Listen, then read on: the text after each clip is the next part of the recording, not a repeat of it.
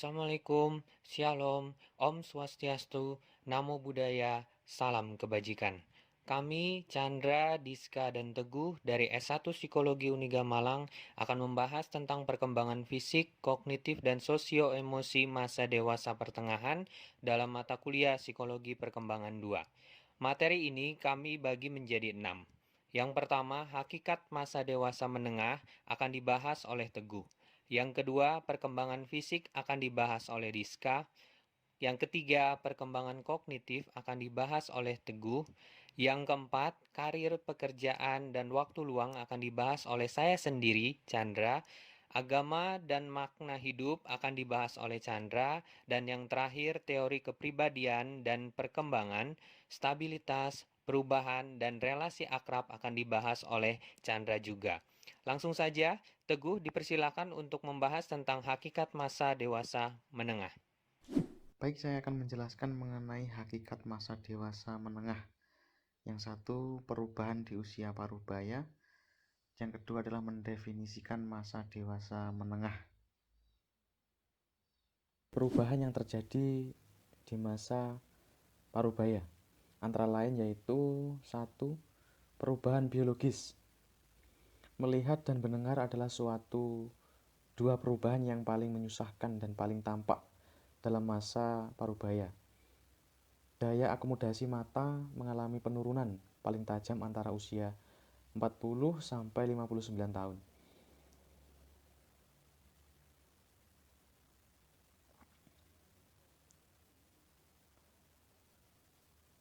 Yang kedua adalah perkembangan kognitifnya.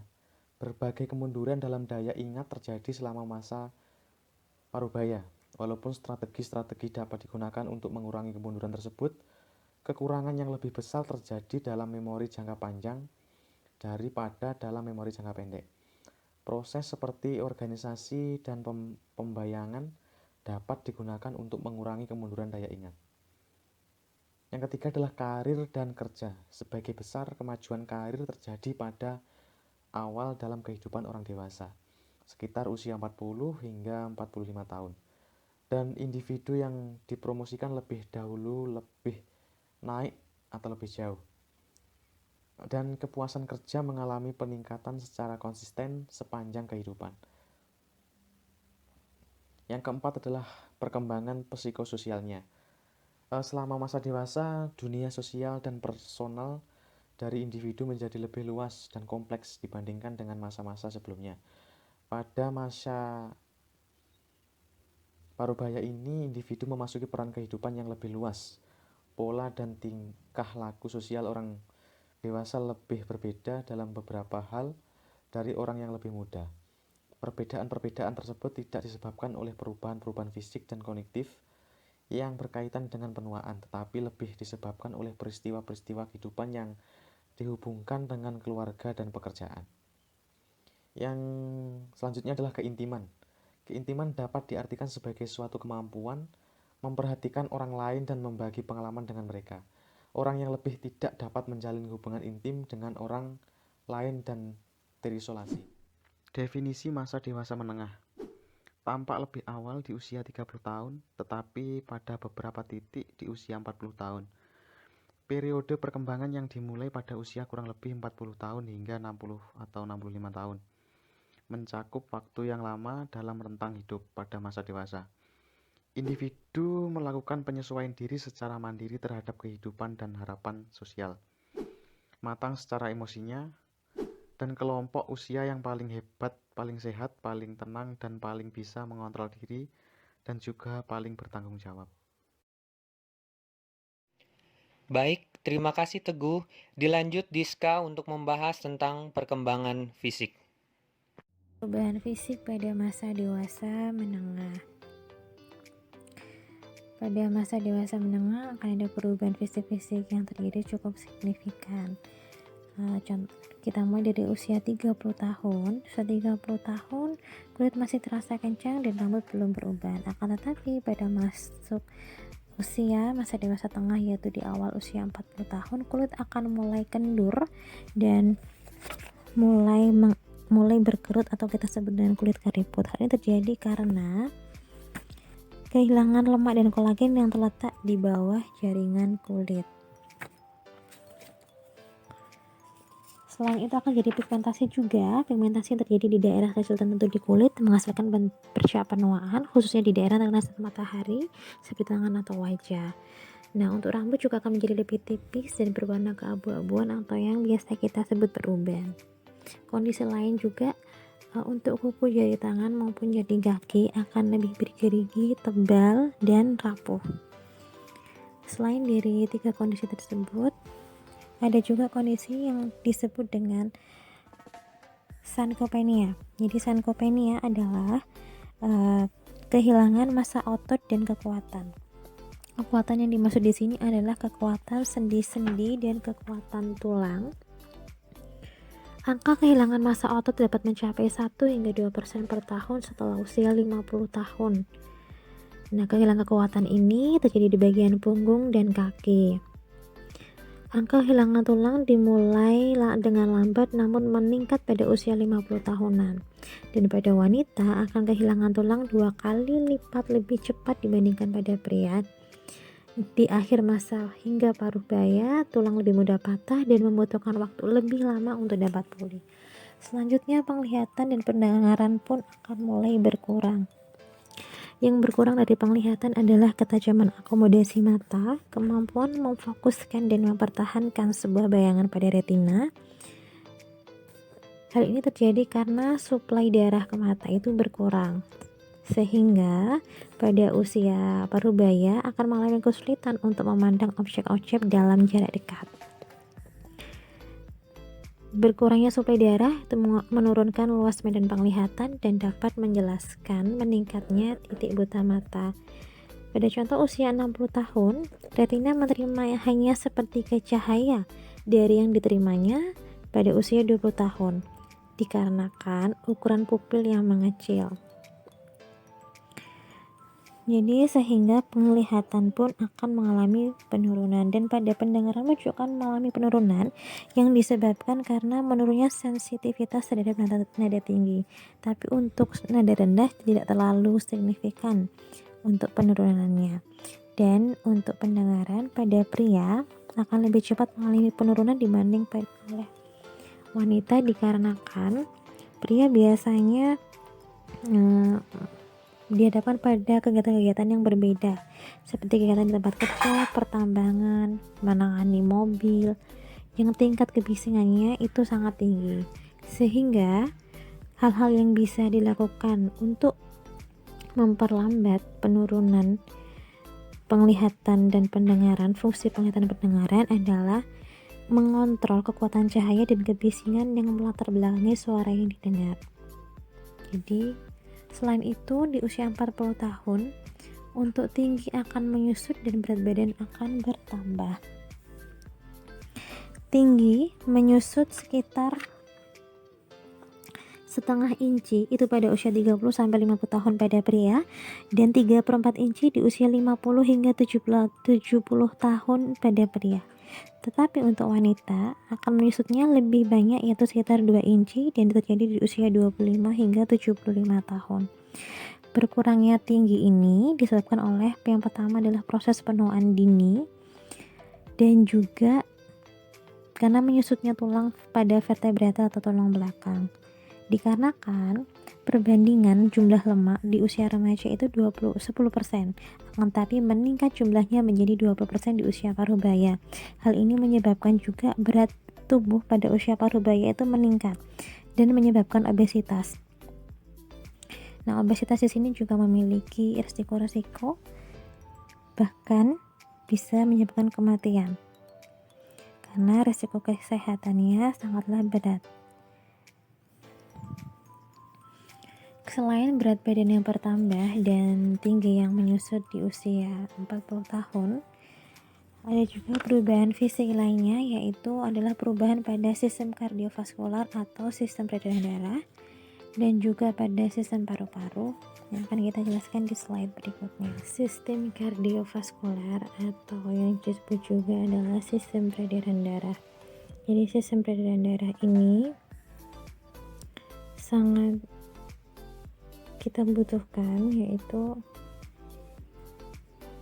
untuk menyalurkan sebagai penyalur zat, sistem peredaran darah manusia juga memiliki fungsi penting lain selain yaitu mengeluarkan zat karbon dioksida, sisa proses metabolisme tubuh melalui paru-paru, menyalurkan hormon ke seluruh bagian tubuh, menyalurkan suhu tubuh secara merata dan mempertahankan kinerja sistem organ dalam tubuh dan membantu tubuh untuk pulih dari penyakit.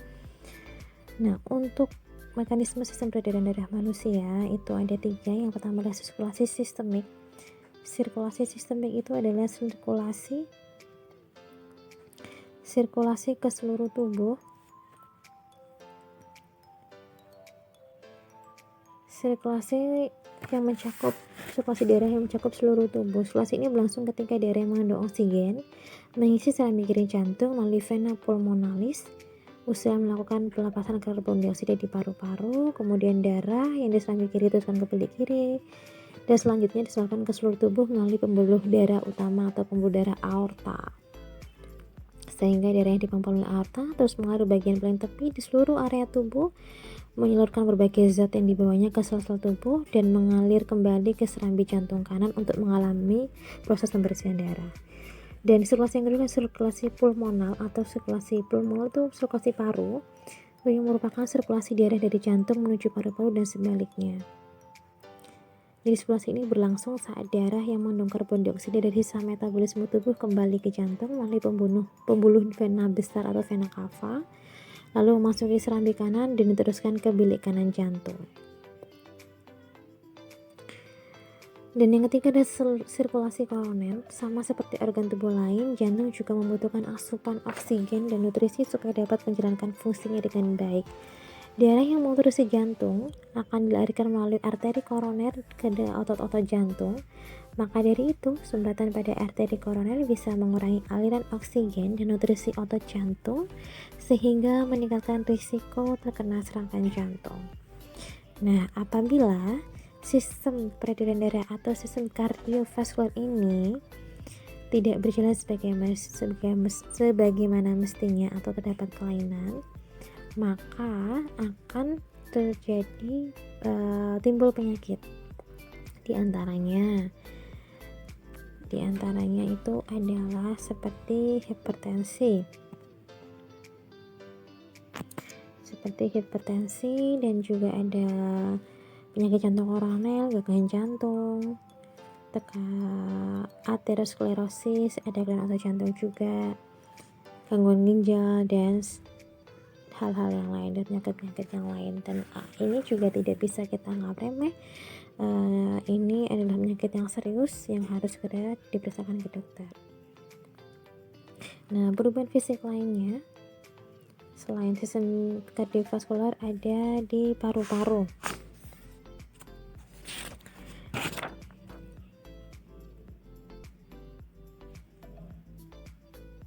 Jadi pada usia 40 tahun, usia parubaya, kapasitas paru-paru mengalami perubahan kecil. Meskipun demikian, sekitar usia 55 tahun, protein di jaringan paru-paru menjadi kurang elastis. Nah, perubahan ini dikombinasikan dengan meningkatnya kekakuan dinding dada sehingga hal tersebut dapat mengurangi kapasitas untuk mengangkut oksigen dari udara yang dihirup ke darah dalam urat-urat darah halus. Jadi akan memengaruhi fungsi paru otomatis sehingga orang yang punya riwayat merokok akan lebih rentan terkena penyakit daripada yang tidak. Nah, selanjutnya adalah perubahan pola tidur pada usia 40 tahun. Pada usia 40 tahun, pola tidur untuk jamnya masih tetap seperti masa-masa sebelumnya, baik masa dewasa awal ataupun masa remaja, akan tetapi kualitas tidurnya yang akan berubah karena akan lebih sering terbangun dan kurang pulas. Hal ini menyebabkan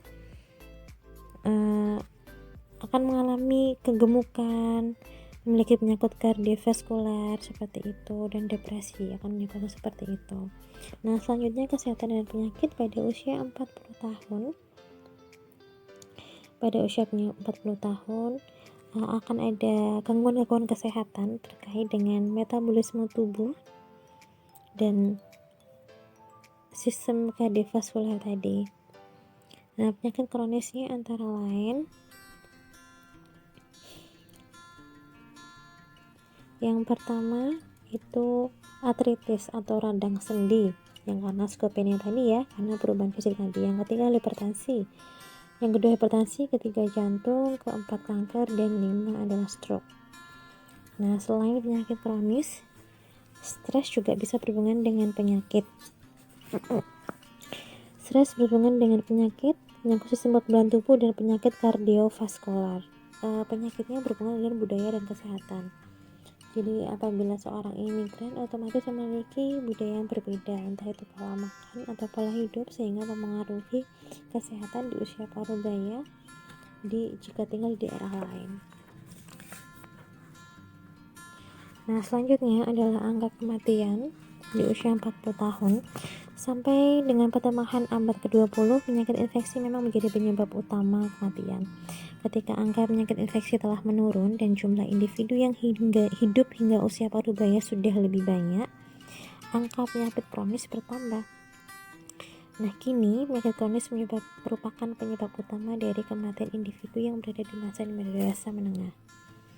Di usia parubaya, banyak kematian disebabkan oleh kondisi tunggal dan sudah dapat diidentifikasi, di mana pada usia tua, kematian lebih sering disebabkan oleh kombinasi efek dari beberapa kondisi kronis.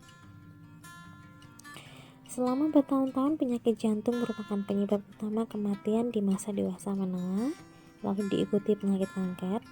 Akan tetapi, pada tahun 2005, lebih banyak masa usia 45-64 tahun di Amerika Serikat meninggal karena kanker, lalu diikuti oleh penyakit kardiovaskular.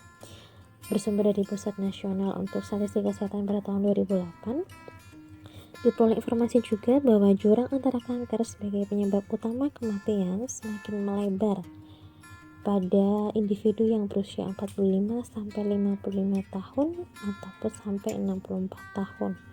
Dan untuk pria memiliki tingkat kematian lebih tinggi dibandingkan wanita dikarenakan berbagai faktor. Nah, selanjutnya adalah seksualitas di usia 40 tahun. Bagi wanita akan mengalami menopause. Jadi menopause adalah masa ketika menstruasi wanita sepenuhnya berakhir.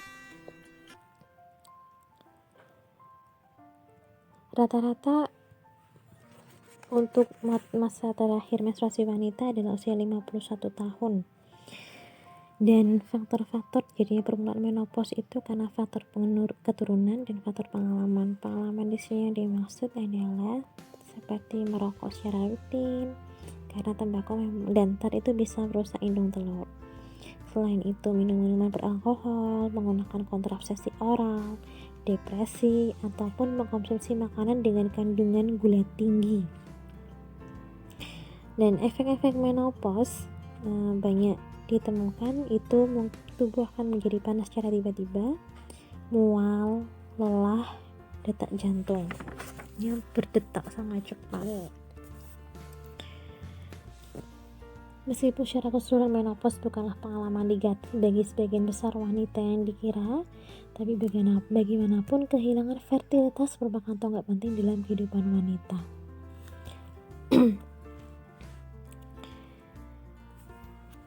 Dan selanjutnya adalah perubahan hormonal pada pria parubaya. Jadi pada pria akan mengalami perubahan hormonal yang dipengaruhi oleh usia, karena sudah masuk usia parubaya. Yang kedua, obesitas, karena memang massa tubuh di usia parubaya akan bertambah, dan adanya diabetes. Setelah itu juga gaya hidup. Jadi gaya hidup yang kurang sehat dan juga merokok itu akan mempengaruhi hormonal pada pria parubaya.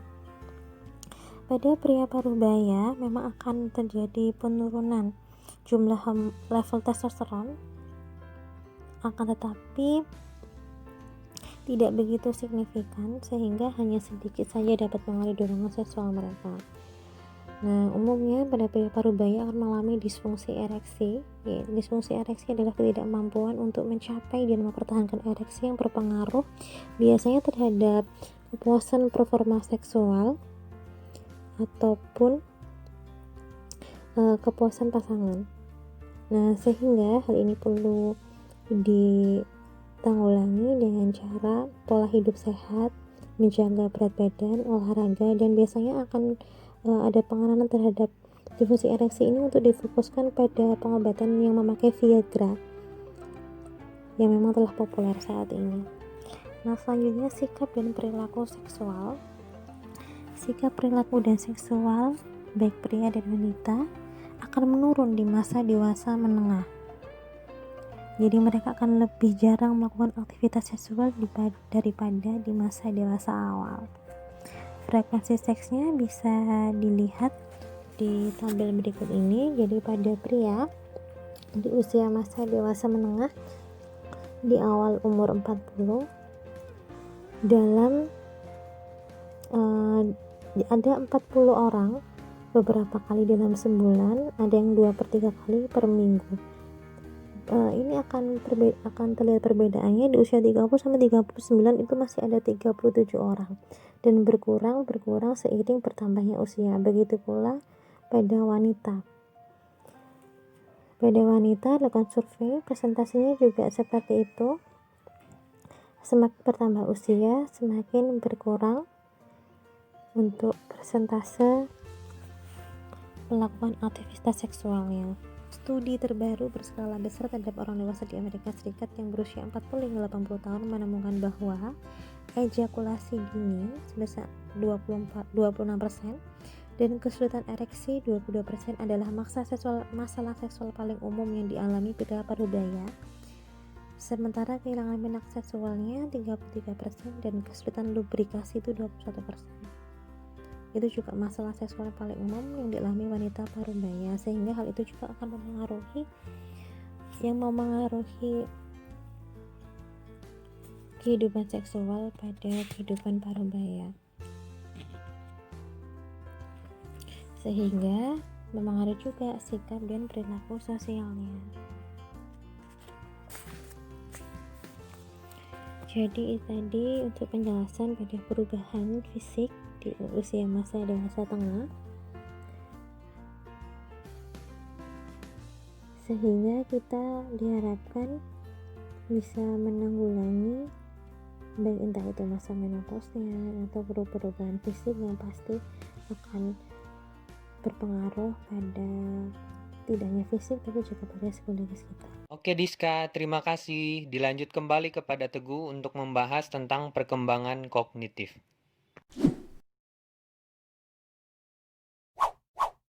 Perkembangan intelijensi.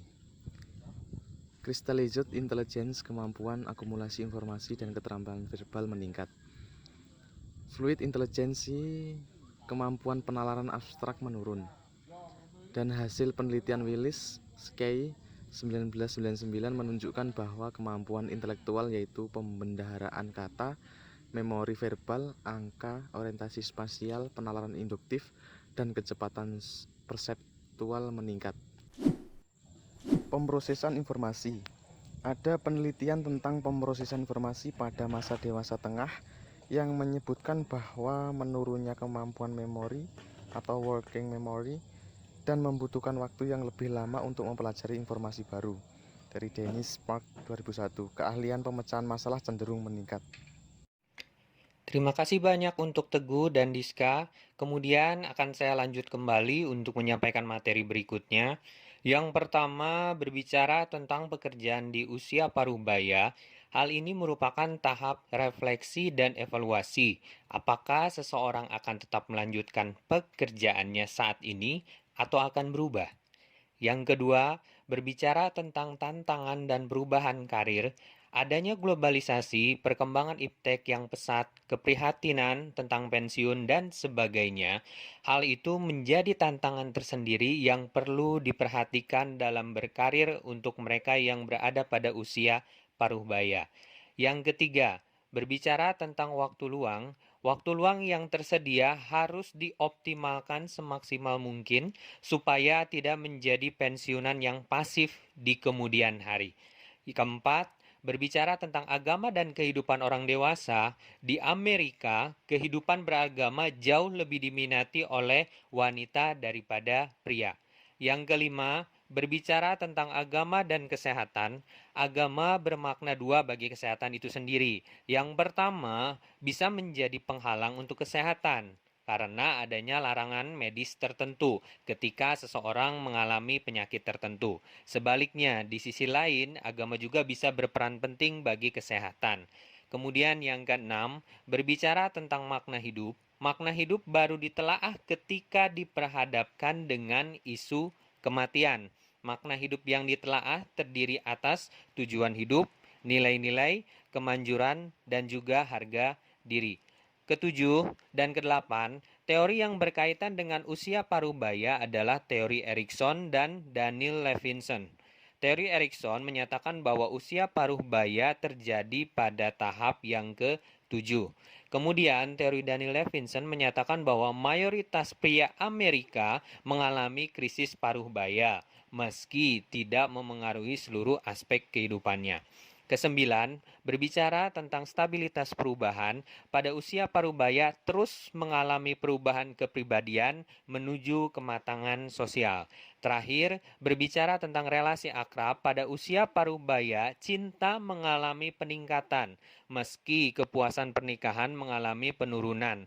Di sisi lain, relasi bersaudara maupun persahabatan tetap berlangsung dan terjaga pada usia parubaya. Demikian presentasi dari kami, mohon maaf atas segala kekurangan dan terima kasih.